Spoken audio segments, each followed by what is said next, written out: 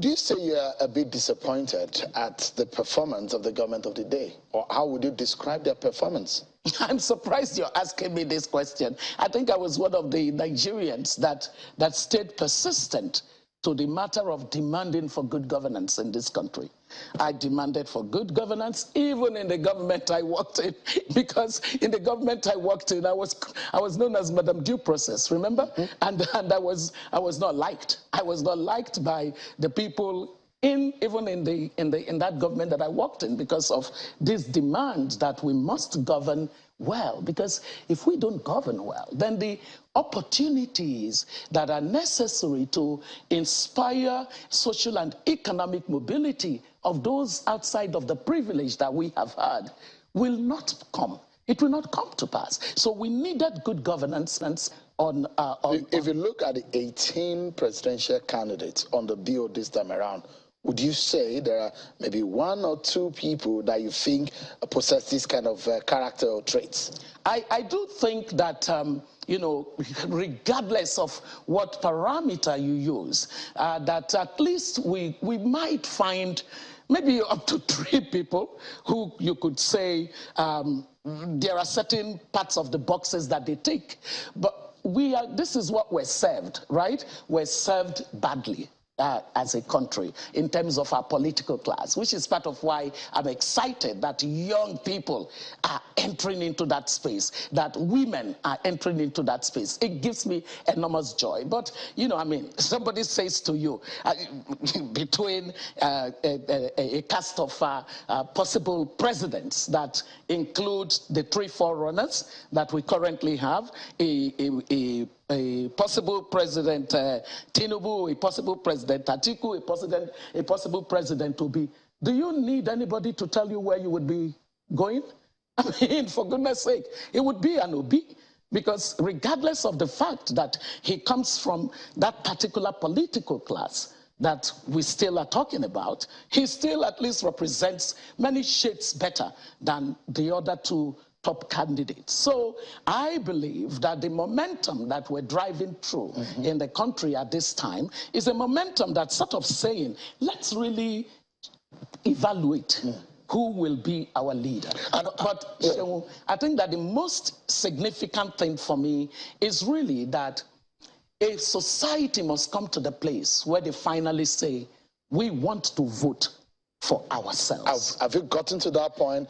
I mean, you look at the numbers of the young people, and you've mentioned the young people 3 times since you started speaking in the last few minutes. And for those who have seen how the young people have related with elections in the past, will tell you that they are very docile.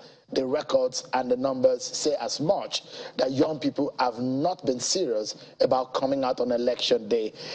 Will 2023 be any different from what you've seen so far?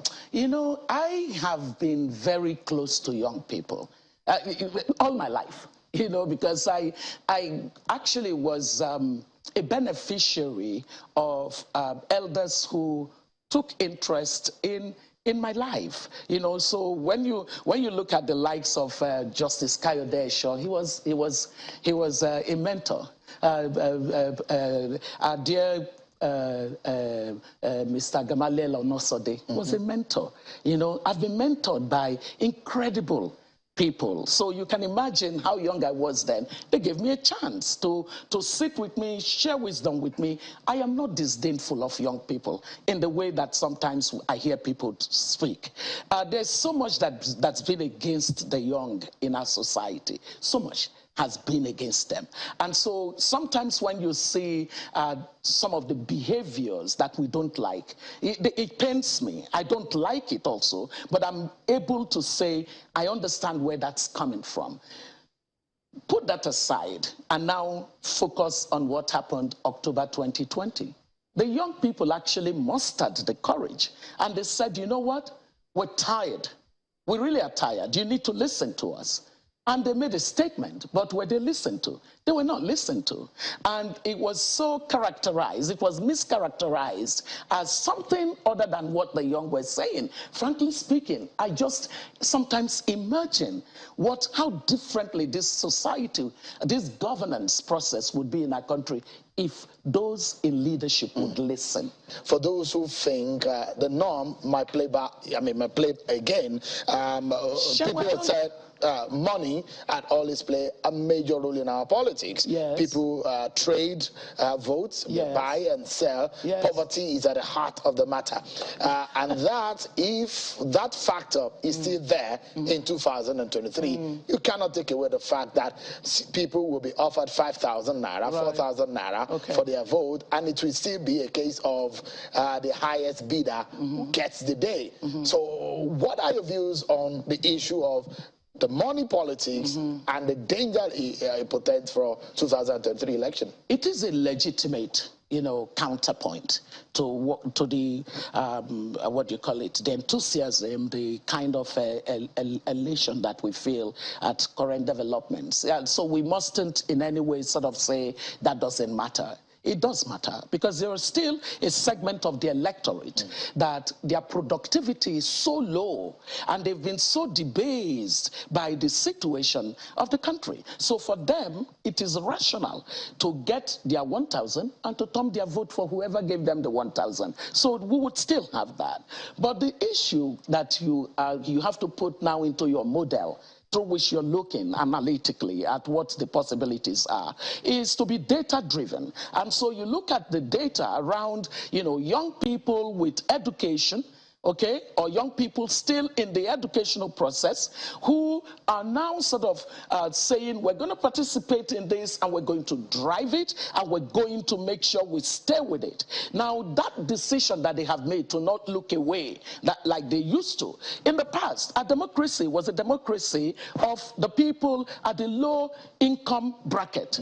Now you're saying the people, the middle class, I used to say, middle class acted irresponsibly in our political space. But today you're seeing them sort of saying, no, we're no longer going to do that. When you look at the data on them, the ones that are self-organizing, have you seen that?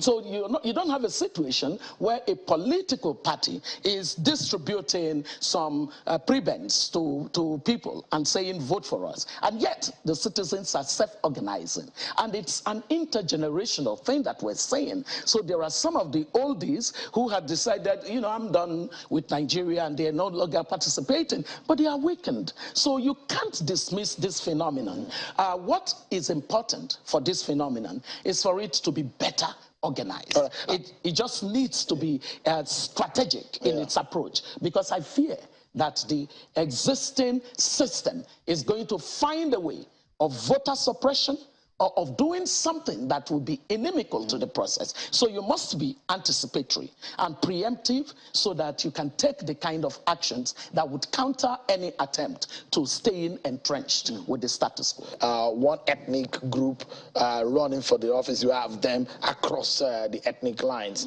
So it means that there will be some kind of voices here and there, and people might vote according to how they feel ethnic-wise. Do you see religion and ethnicity playing a major role? Briefly. So, we are a diverse society. We know that it is important to manage our diversity efficiently, effectively, and in a way that is equitable.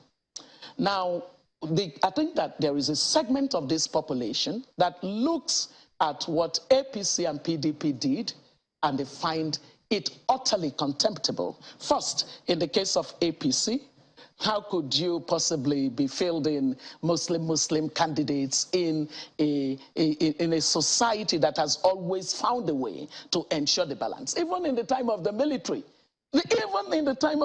they were smart to always find, the northern head of state would find a deputy that would be a Christian, right? And from the south. Right, and then you come as democracy, and you're not even sensitive to that.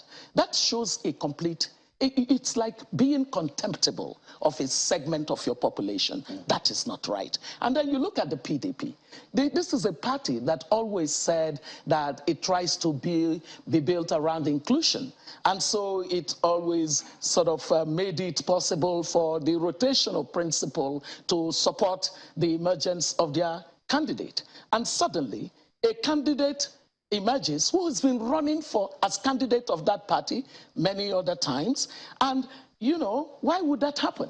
When you know that clearly the time of the people that are from the Southeast, as you designed it to be, is now. And you just upstage that. And yet, you have the arrogance to be saying to them that they have no reason to complain, because this is the season of character, competence, and capacity. My goodness, that is sophistry. Because if you're going to use character, competence, and capacity, then many of them don't qualify to be the ones saying we should be the ones running. They should, within the Southeast, they could have found the people with the character, competence, and capacity. And by the way, Mr. Obi, who is now the candidate of Labour Party, was in your party. So if you really needed character, competence, and capacity in a way that is just, you know, that is just, in a way that is equitable, in a way that is inclusive, in your PDP, you could have made Peter Obi become your candidate. So when you look at all of this, you now see that there are many segments of our society that are vexed. And before people begin to say, oh, this is an Igbo people thing, it's not true. I have so many people who are people from the north, people who are Muslims, people from the south who are Muslims, who simply say that it is not proper that the two dominant parties acted the way they did. So a lot of that is also fueling the kind of support that Peter Obi is receiving. We're not going anywhere. And so they would do anything, including take the nation down in order to maintain the status quo. All right? That's a possible outcome, but it's an outcome that we can mitigate against by the collective effort of citizens across this land. And then the other outcome is the outcome where basically the citizens that are currently self-organizing, self-organize even more strategically and understand that everybody should be at a polling booth with their PVC ready to vote. And not just vote, but that they would stay there and be the guardian angels of the vote of citizens, right? But especially, I think that, you know, just making sure that the credible process that the INEC has promised is what we get. The INEC, as the regulator of the political system, has to be above board. I mean, totally above board, beyond reproach. Anything that is contrary will not be welcome by the citizens.